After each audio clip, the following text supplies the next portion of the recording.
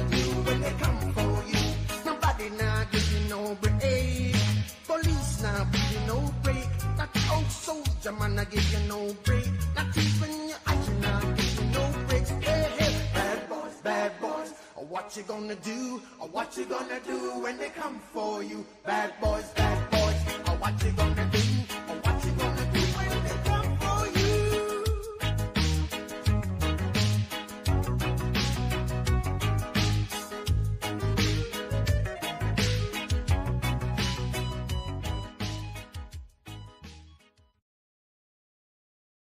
Bad boys, what you want? What you gonna do when Sheriff John Brown come for you?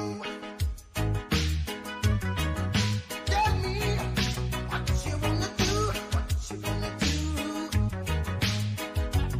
Yeah, bad boys, what you gonna do? What you gonna do when they come for you? Bad boys, what you gonna do? What you gonna do when they come for you? Nobody now give you no break. Police now give you no break. That old soldier man I give you no break. Not even your action now give you no breaks. Hey, hey, bad boys. What you gonna do? Or what you gonna do when they come for you? Bad boys. Or what you gonna do? Or what you gonna do when they come for you?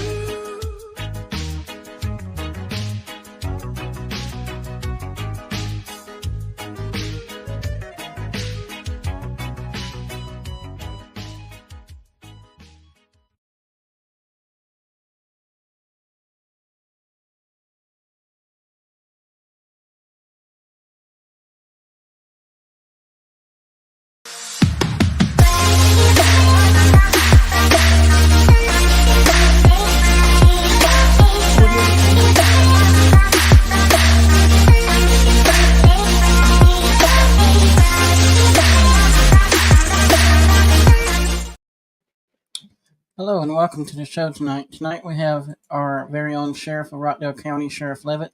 Levett is Sheriff of Rockdale County. He previously served as a supervisor assigned to the Criminal Investigation Division of Rockdale County Sheriff's Office before assuming the current role. Levett was sworn in by the Georgia Supreme Court Chief Justice Carol W. Hudson and assumed office in January 1st, 2013. Without further ado, here is Sheriff Levett. Hey, how you doing, sir?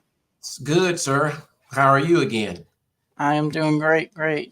So tell us a little bit about yourself, how you come to Rockdale County. I think you're a lifelong resident, and just go ahead and tell us a little about your funeral business, operate, and all that kind of good stuff. Okay. So again, I'm Eric Levett. I'm the Sheriff of Rockdale County. I was born and raised here in Rockdale County. And I've been here all of my life. My family is here from Rockdale, and it's you asked about I think how do I come into Rockdale at the sheriff's office, and you asked about the funeral business. Well, my grandfather started the funeral business over 60 something years ago. Wow. He's actually the second Black-owned business in Rockdale County when he started. And now that business currently is the longest serving Black-owned business in Rockdale County history. A lot of people don't know that. What I mean by that is there was, of course, there was another business that was a Black-owned business. And of course, my grandfather, that business no longer is in business. And so my grandfather's business still carrying on to this day by my father and my uncle and my aunt and partially by my other uncle who works at the sheriff's office. Gotcha. And so we have been serving people, as I stated, for over 60 something years. That includes myself in the capacity of law enforcement. Of course, I worked at the funeral home when I was from a kid all the way until I joined the sheriff's office. Of course, we have pastors and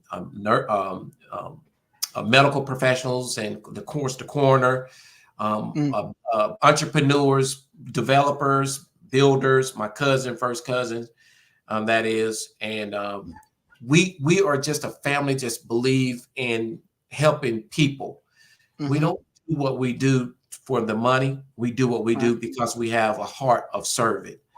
And so I am happy to be part of a close, tight-knit family that does nothing but enjoy serving.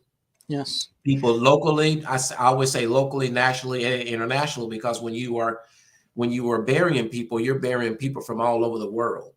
Mm. And you're shipping, unfortunately, you're shipping bodies all over the world. And so that's why I say internationally. And Mm-hmm. so I joined the sheriff's office really 30 something years ago. Started out as an explorer, then as a 911 dispatcher, made my way into the jail as a jail deputy, and then went to the street in 1994 and patrolled the streets for several years. I did have a break in service where I had the pleasure of actually going to working for 2 other police departments. And I felt that that wasn't my calling at a police department, so I came back to the sheriff's office. And so my passion, of course, is as a sheriff deputy, and that's why when I had the goal, I set a goal for myself, and that was to become a chief or a sheriff somewhere. And so with this, I became a sheriff. Okay. And I am fortunate to serve the citizens of Rockdale County for the last 12 years with integrity, with professionalism, and I look forward to continue to serve them for another 4 years. So with that, what qualifications do you need to have in order to be a sheriff? Is there qualifications or? Well, the only qualifications to be a sheriff and a sheriff deputy or any law enforcement agency is just a GED high school diploma. Okay. And I have a high school diploma. I did go to Right. college for a brief moment, and then I was fortunate to when I sold my campaign ideas to the citizens back in 2012, even without Mm-hmm. a college degree, they believed in me, and I made sure that what I provided to them, that it was going to be measurable things that could be accomplished. And Gotcha. so, and I'm telling you that to answer that question, because it doesn't, you can have, there's a lot of people that have college degrees, but they just don't have a Mm-hmm. lot of common sense. And Right. then you Right. have Oh people yeah. that have college degrees, they have common sense and the Mm-hmm. academic sense. Right. And so I was just fortunate to have the common sense and the experience and the knowledge to do what I do now. Mm. Your family to come into law enforcement, or Say that one more time, CJ. were you the first to come in your family to become Oh, law enforcement? Or actually, no. My grandfather was the no? first to. He Okay. started with Conyers Police Department, Mm. and Okay. after retiring with Conyers Police Department, he started with Rockdale Sheriff's Office and Mm. worked there for a brief minute and retired there. Then Gotcha. my uncle, he started with. He actually started with Conyers Police Department Reserve. Mm. He may have joined their Explorers first, and then went on their Reserve, Mm. or I think it was either Reserve or it may be another name back in that day. And so he moved over to the sheriff's office, and that's where he became a sheriff deputy. So now I have a cousin. This Mm-hmm. was a surprise to all of us.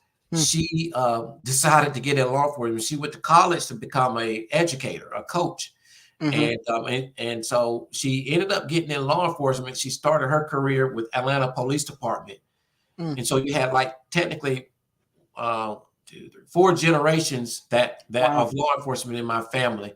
And now Wow.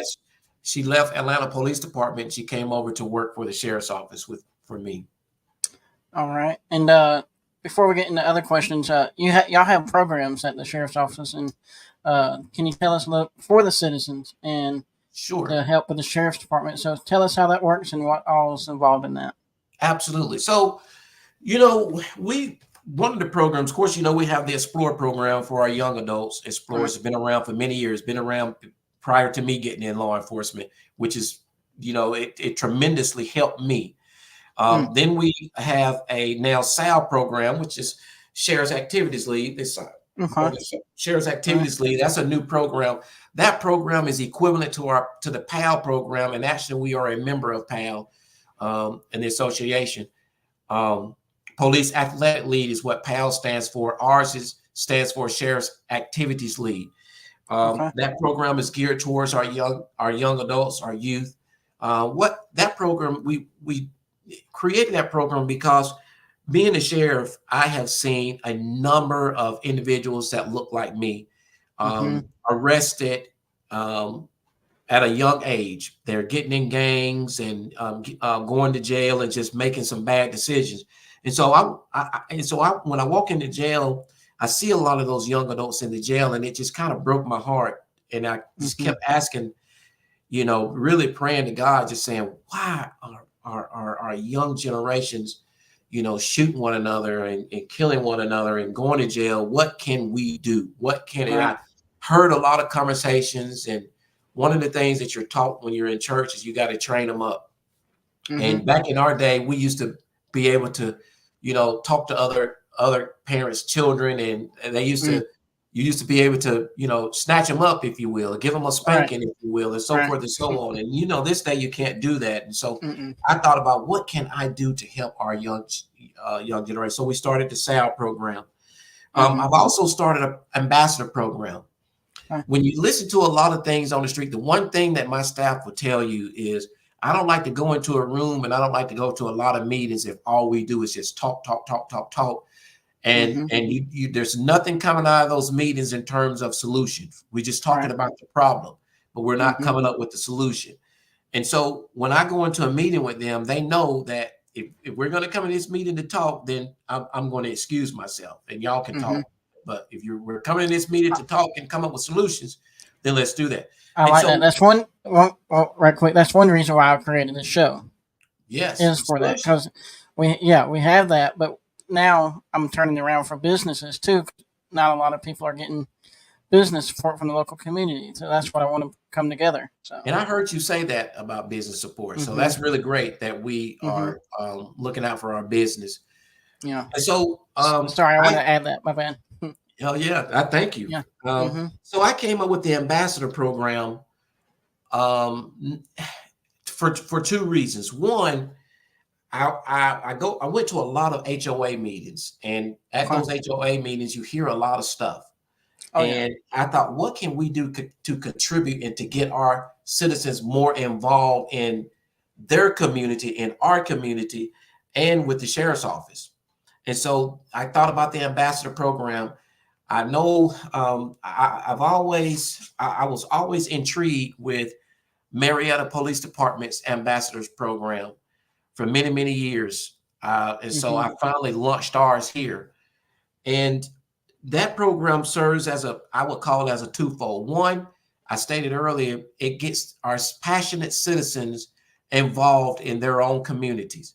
They can be extra eyes and ears, get out here and ride around in ambassador cars and assist those who may be lost. They can free up deputies on some calls, like an accident, just regular accident where it's causing a street hazard, or an accident with injuries, where you may have 2 or 3 deputies out of service on that accident. We can launch our ambassadors to go out and assist with traffic, direct traffic.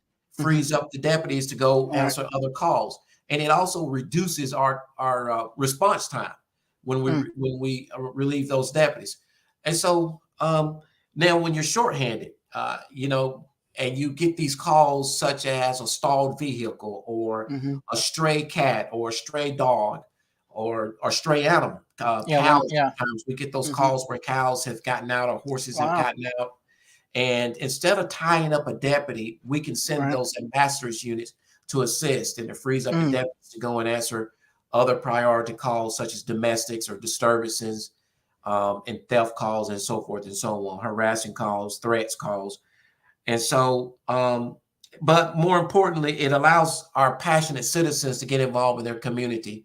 When they have concerns about neighborhoods, well, let's launch an ambassador in that neighborhood to ride with their yellow lights on in that neighborhood. If they see something, they are trained. They go through a training, and the supervisor on the street has to monitor them and approves things that they go to and that they can't go to.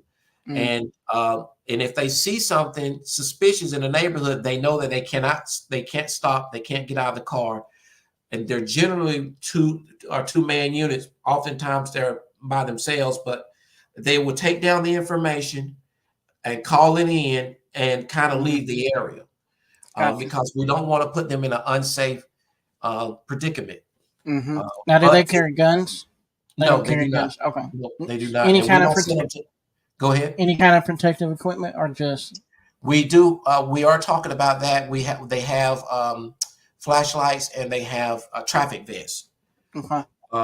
And we are talking about getting them armor Okay. just in case. Right. But um, Like a taser or something, or we non won't. lethal.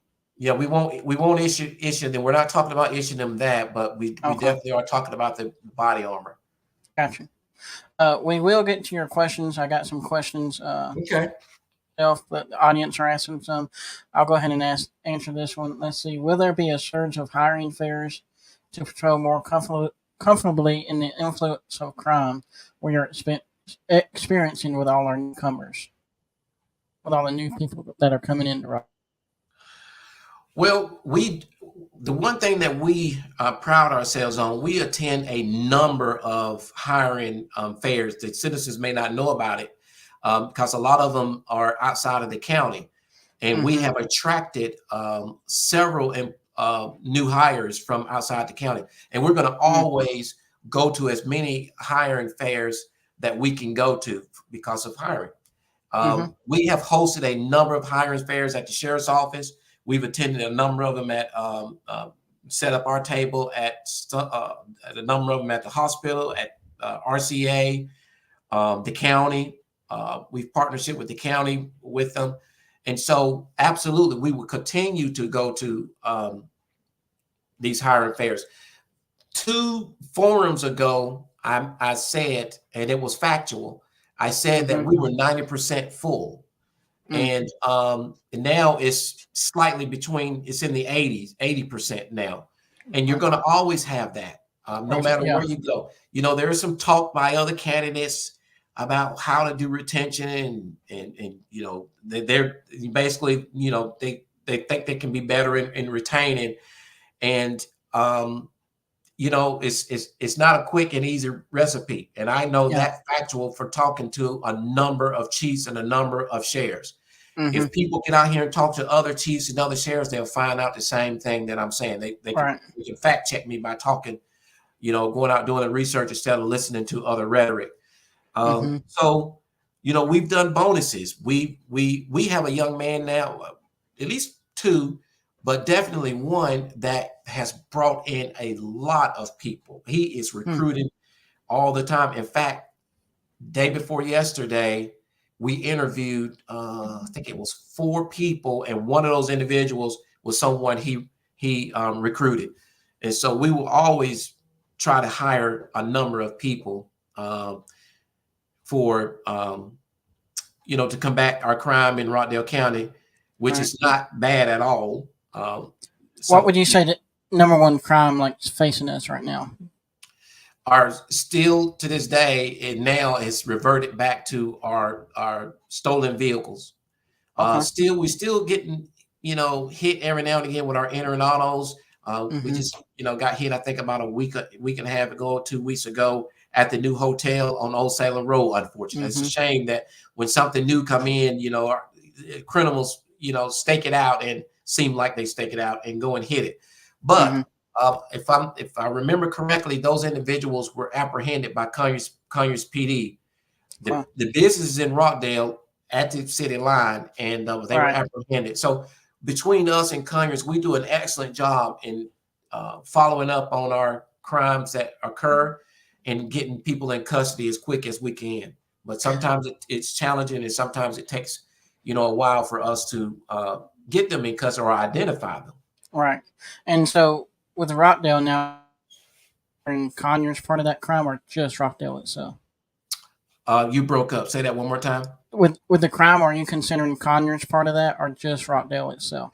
Well, I generally keep up with just Rockdale County crimes, and so, but between my staff and Conyers, they do talk a lot about crime. We have to, because their crimes spill over into the county, if you will, and the county crimes spill over into the city.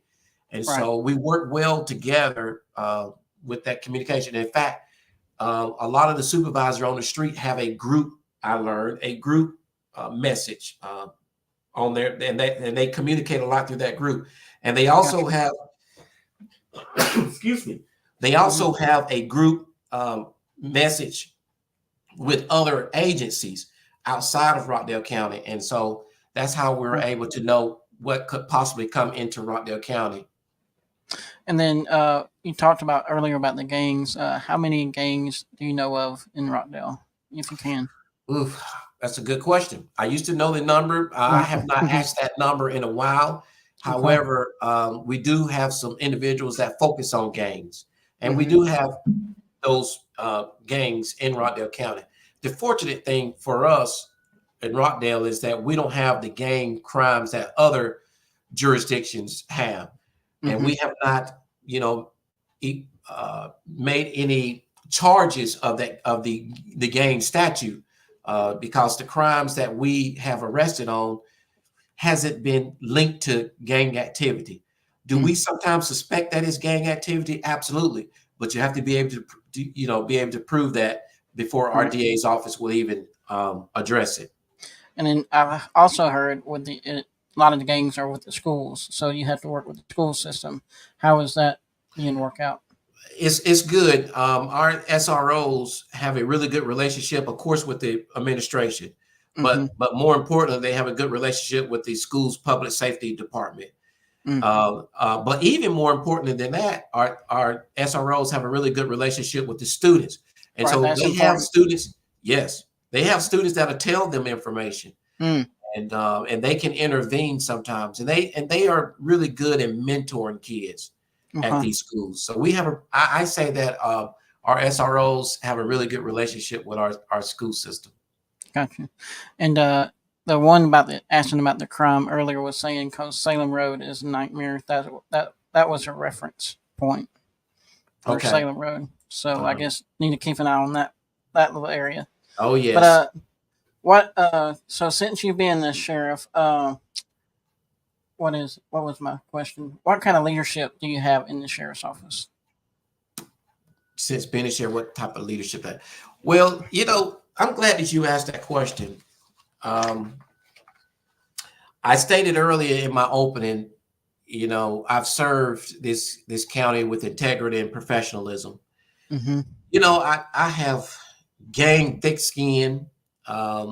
Sometimes it pushes me in a corner, and I have to release every now and again. I have listened to all types of stuff. I am so used to it. And I don't mind people attacking me. The one thing that bothers me the most, that would get me kind of out of my character, is when you attack my staff who works hard. They are the boots on the ground. And when you attack, of course, my family. I have hired individuals that I felt that were, when you talk about leaders in the agency, that I felt that had integrity and was professional. But I also don't put up with a whole lot either. Now, do they get complaints on them from or people talk about them from time to time? Absolutely. And I tell all of my staff, if you have a problem with anyone in the leadership role, give us your complaint following with something that can be sustained on them. If you're just complaining because they had to correct you, or they didn't grant you something that you asked for, or something to that nature, that's personal. And so, and I'm saying that to say, we have a number of years of experience within the sheriff's office, and we have some individuals that are young, that are growing up, and guess what? We all started young, and you have to start somewhere, and you have to groom those individuals and mold them and build them. Exactly. And that's what we're doing at the sheriff's office. So we have a really good group of leaders within the sheriff's office. And in fact, I think everyone in the sheriff's office is a leader. We have this slogan around the office that says, everybody's a leader without a title. And we want them to act in that role, be a leader without a title. Gotcha. And with that question goes along with like transparency. What would you do if you need to improve transparency from the sheriff's department? What will we do to improve transparency from the sheriff's office? I want to know that from the community, to be honest with you. If it needs to be. Huh? If it needs to be. I feel that we are as transparent as we can be. Okay. Just because we don't share disciplinary actions or people's discipline, we can't legally, we can't do Okay. that. The only way that we can share that is if someone filed an open records request on their personnel file. And I strongly encourage a lot of them to do it, especially a few individuals that are out here making these comments about the sheriff's office. What we need to do is wonder who they are and why are they making those comments. And then if you learn who they are, I suggest you to do an open records and look at their personnel file, because transparent and accountability is what we have always done over the last 12 years since being in office. People don't like accountability. That's the problem. Yeah. I tell these, I was confronted about a couple of individuals that are out here on social media talking. And it was after the forum at the Rockdale Auditorium, second to the last forum that was held at the Rockdale Auditorium.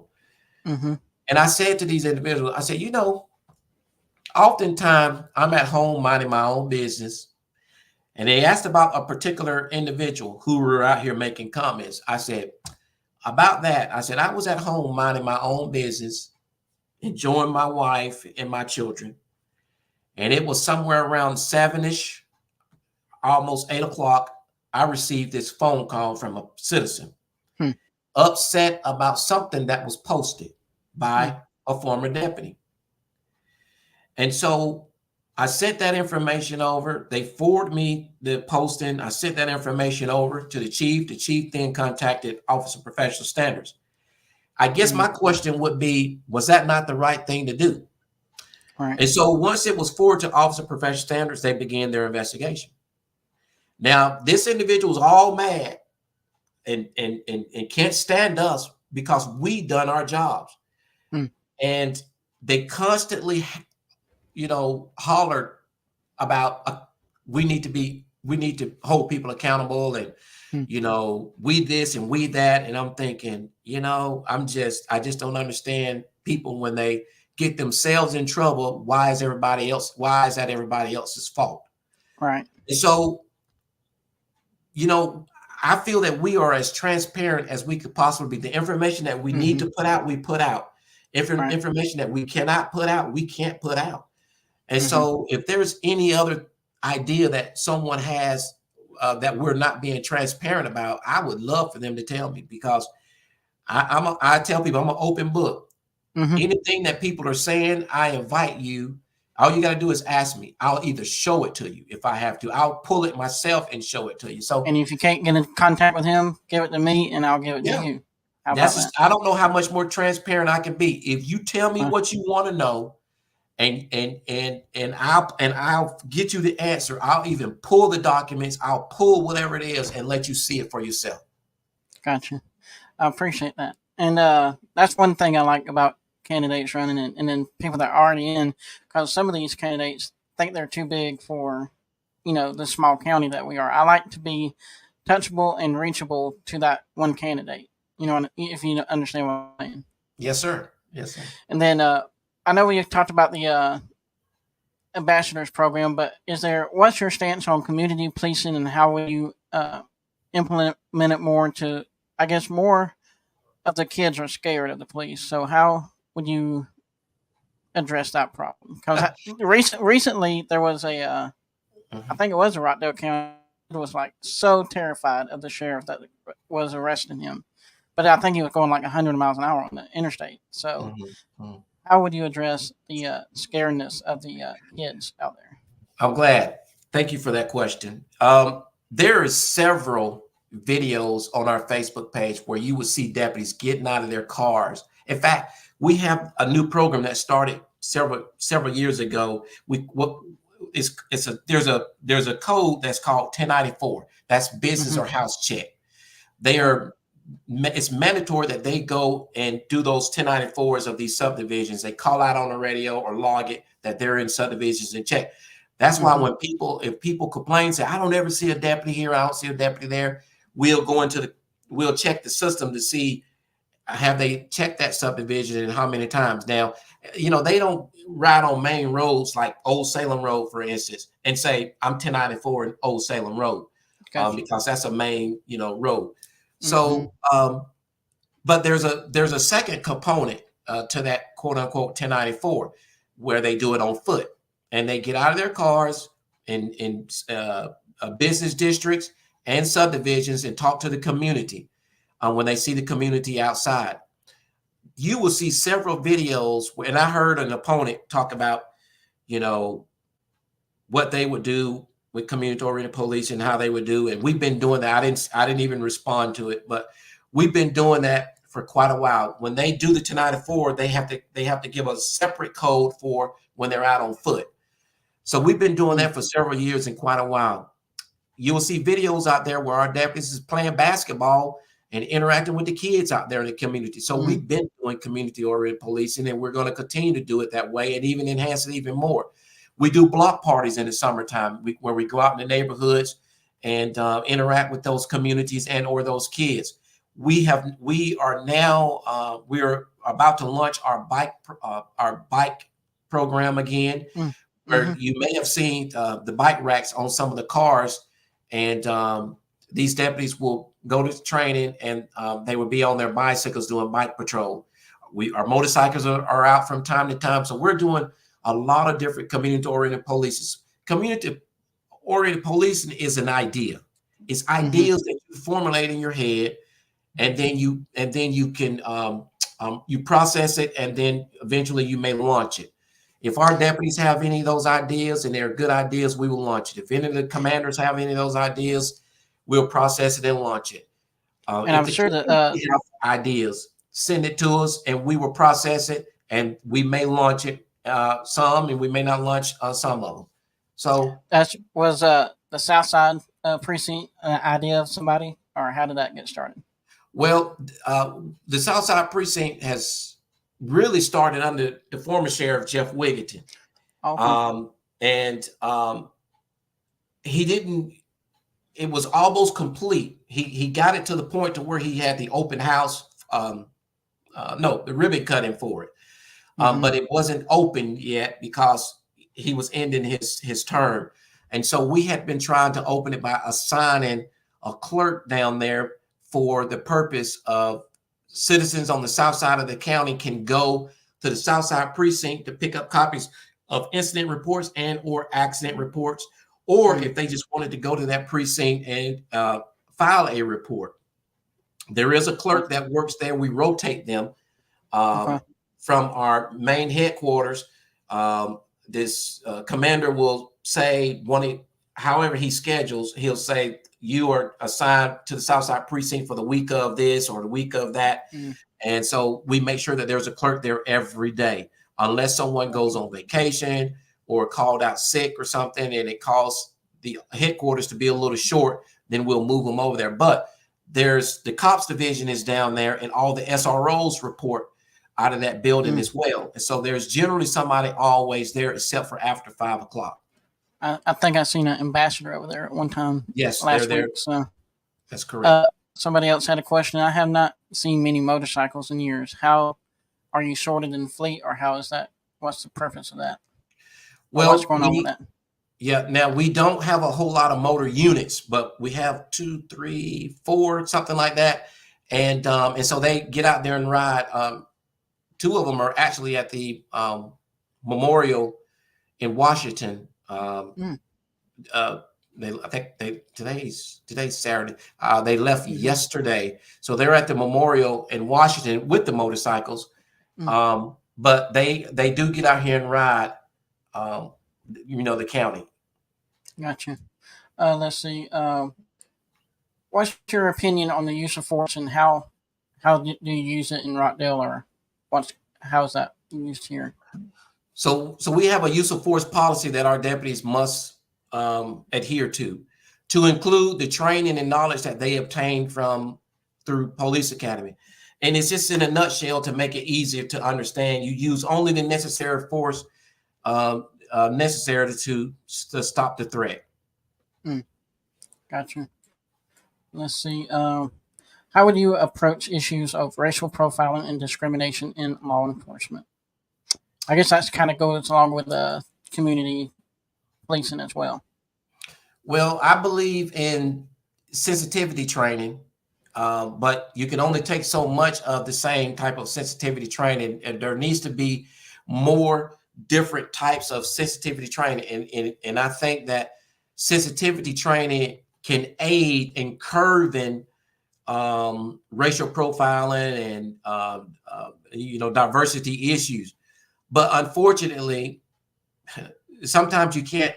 And a good friend of mine said, "You can't change people, but you can modify them." And sometimes you can't even modify them because what they have been grown up to be, some people will always keep that in them, and they will not change for no one, even though they know what they're doing and how they're doing. And so for us, we have to be able to quickly identify that and make some changes within their position. Especially if it results into complaints or possible lawsuits. And if we feel that we have given these individuals all the training that we can give them, and there's still some issues with profiling or using words that can be construed as racist, we have to now make some changes. We have to move them. Or if it raises to the level of severe disciplinary actions, we will take those severe disciplinary actions. And with that, I was going to ask, how would you, I don't know if you have in these 12, 13 years, how would you handle arresting a deputy if you had to? Oh, gosh, yes, I have. So, again, there's been some talk on, accountability and transparent. When I interview people, every last one of the individuals that I interview, you can ask them this question. I tell them, if you violate the rights of our inmates in the jail, I will put you in the same place that you're guarding. If you violate the rights of the citizens on the street here with intentional use of force, and it's criminal in nature, I will arrest you. If you are doing something in criminal nature outside of Rockdale County and we learn about it, we will report you. There is no shame that I have of arresting someone in law enforcement. I've been in law enforcement for 31 years and I have not done anything to get arrested or break the law. And I've been accused of stealing signs and taking signs, but that hasn't been proven yet. But in a way, I'm not going to jail for no signs. But I can guarantee you that. But anyway, I have, you can check my history. I've locked up plenty of deputies, and we will continue to do so if they represent the sheriff's office wrong. Gotcha. And people are asking in the chat about if you remember at the forum, why you didn't shake the opponent's hand, if you may. Yes. There was, I stated this earlier. There's a couple of things that'll take me out of character when you bring up my family, and my family did not sign up for the sheriff's office. I did. So direct your attacks to me, because I'm not going to do anything but just ignore it. I'm not going to respond on it. My pastor sent me a passage the other day, and I responded. And I've been under him for quite many years. He has been through with me on 3 elections. And I told my wife this. I said, Dr. Lee sent me a passage. And I said, this is the first time that he's ever sent me something. And so he felt something in his spirit in order to send that to me. And so, my opponent reached out to my family, which I would never do, and tried to talk to my family, knowing good and well I don't feel he has a respect for them. And there's been a couple of places he's gone and the Levett family was mentioned, such as comments like, about our name, no one should vote because of a name, and so forth and so on. Well, you're not voting for the Levett family. You're voting for Eric J. Levett. The Levett family did not sign up for Rockdale Sheriff's Office. So I just wish people would leave my family out of this. My family has earned and gained the respect for what they do and what they have done and what they will continue to do for people in this world. We have given people stuff free, funerals away, and whatever it is, we've tried to help people. My grandfather used to lock people up, and then he would bond them out of jail. And when he retired, he would even help them and bond them out of jail. My daddy does the same thing to this day. And so I would get out of character when you do that. And I had to go back and I, again, talking to my wife and talking to pastor and talking to, some really close individuals. I then came to my senses and I made a statement. Now, there was a lot of backlash from that statement, which I expected that. I knew it was going to happen. Didn't care that it was happening. But what those individuals don't know what's in my heart. And people know me because they know I'm humble. I'm easygoing. I'm nice. I'm approachable. But there's a few things that will take me out of character. And I'm human as well. Just like some of they are. If they were better than me, then they wouldn't be saying the things that they were saying even after all of that. And so, that was my error. And I generally don't act like that, and I generally don't do that, but I did it. And I came back and said, that was my apologies, and that's because that's not me. And then the other big question was Theo's.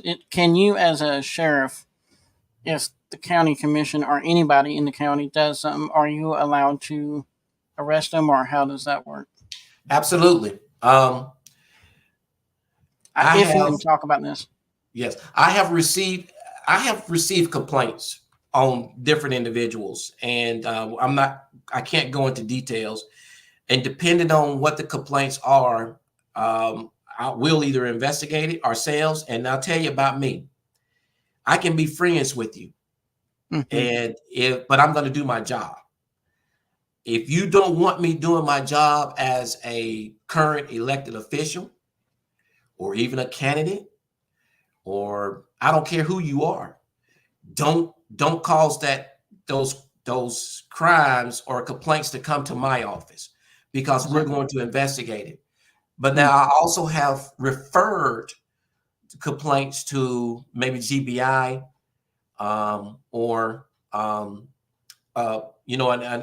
investigative agency that can investigate the crime, so that they feel that they would get a fair investigation if that was the case. But I can assure you, we're going to investigate it thoroughly. And what people don't know, when those things come to me, because I know how some of the street rhetoric is, I'm always going to instruct my staff, you better record every conversation and everything you do when it comes to this case, because you better believe it's going to be scrutinized. They're going to say, I swept something under the rug. I was involved. I've been accused recently, and this is it's kind of going a little bit off the subject. I learned my nephew was in a wreck. Okay. I don't even know the deputy to this day who worked that wreck. And my nephew know me, and my family know me. I learned about his wreck later. It was after the fact, after the wreck was done and over, and I think it was the next day I learned about the wreck. And it was a big uproar from a few citizens that I covered that up. And I'm trying to figure out, and I reached out, and I'm trying to figure out where did that come from? How could I have covered that up? What did I do to cover that? What make you think I covered it up? But I didn't get a response back, so I didn't worry about it anymore. So, there you go. Yeah. And so with that, we've been on here for a good 45 minutes. We can close out with your closing comments of why you should be reelected as sheriff. Well, CJ, first, thank you for listening and chatting it up with me. Yes. And listen, I'm gonna just say it like this. I was elected sheriff 12 years ago. When I ran for sheriff, the most respectful thing that I felt to consult with 3 individuals. Number 1 was God. Number two, my wife. And number three, the former Sheriff Jeff Wigington. He and I had a conversation. And I've always said that I never would run against him. And when I heard and was seeing the plans that was going to take place and the changes that happened in Rockdale County, I went to him and had a conversation with him and talked to him. He'll tell the same story. And if he did not give me his blessings, I would have never ran. In fact, I went to Edwards, Brown, 4 other sheriffs and sat down to talk to them after speaking with God and my wife.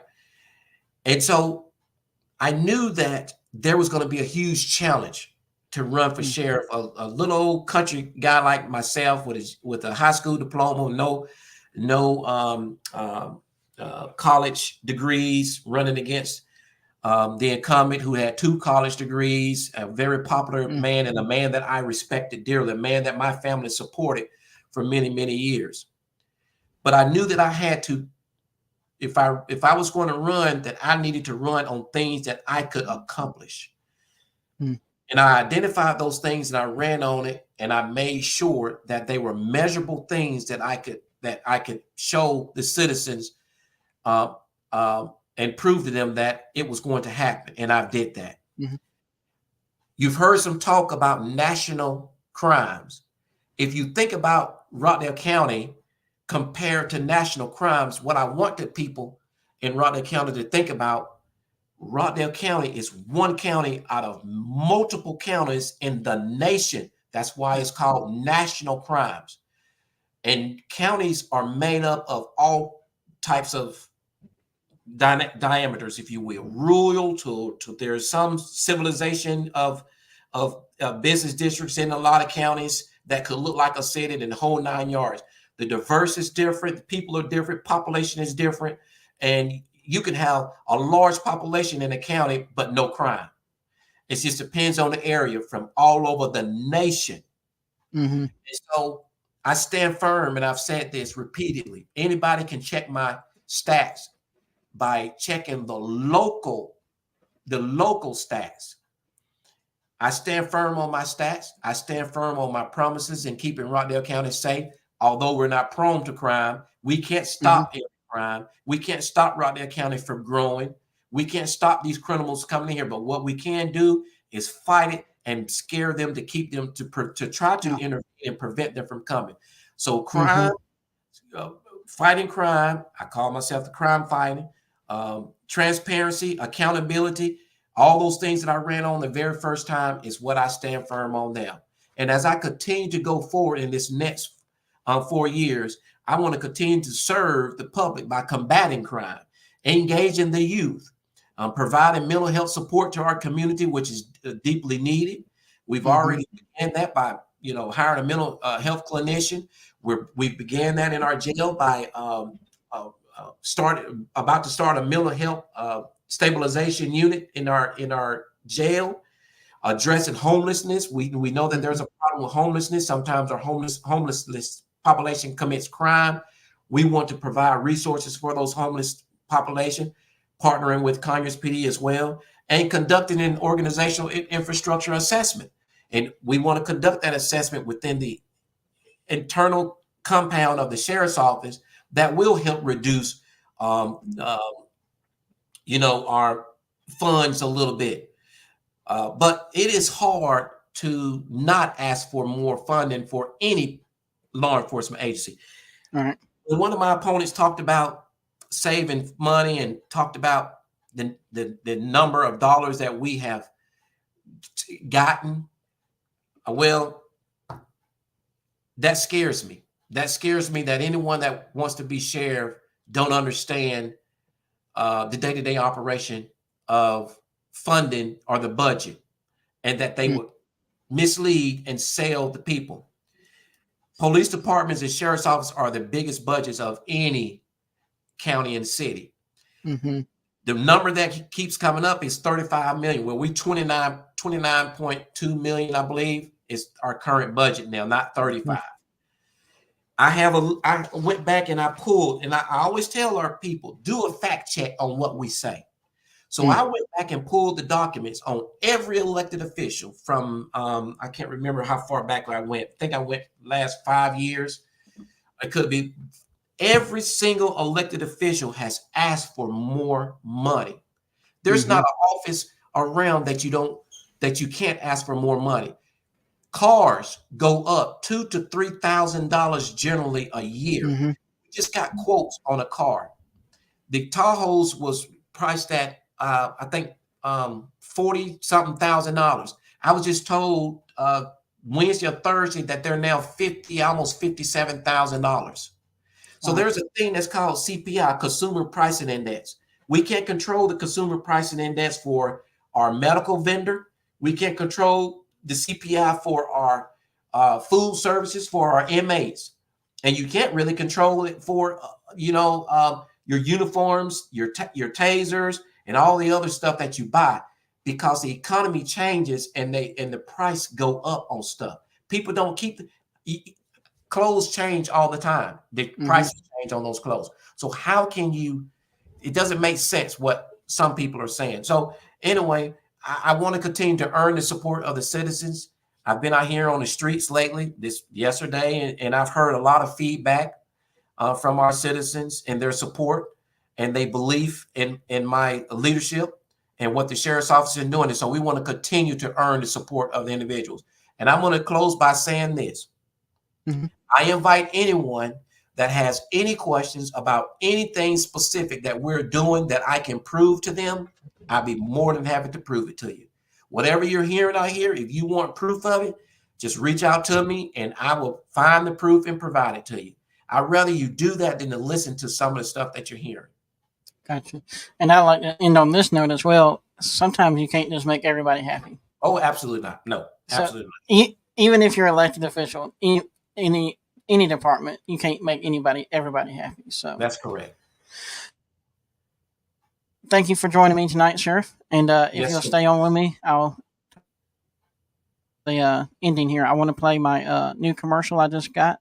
So I'll play that and end out with that. So yes, sir. Thank you again, sir. Thank you for having me. Yes, sir. Welcome to Chatting It Up with CJ Live Interview Podcast, where conversations come alive. At Chatting It Up with CJ, I believe in the power of authentic conversations. That's why I create a safe space for my guests, whether they're a political figure, church representatives, or a local entrepreneur, to share their stories and passions. Approaching each conversation with an open heart and attentive ears, I delve into the guest stories to understand their perspectives deeply, fostering a connection between them and you, the audience. Experience the essence of passion, diverse viewpoints, meaningful engagement, profound insights, authenticity, and transparency with Chatting It Up with CJ Live Interview Podcast. Want to showcase your business? Become a sponsor and have your brand prominently featured and mentioned during one of our shows for just $50. You can also show your support as an individual viewer through donation. Head over to chattingitupwithcj.com to become a sponsor or donate to support our podcast. So, grab your favorite coffee cup and let's chat it up.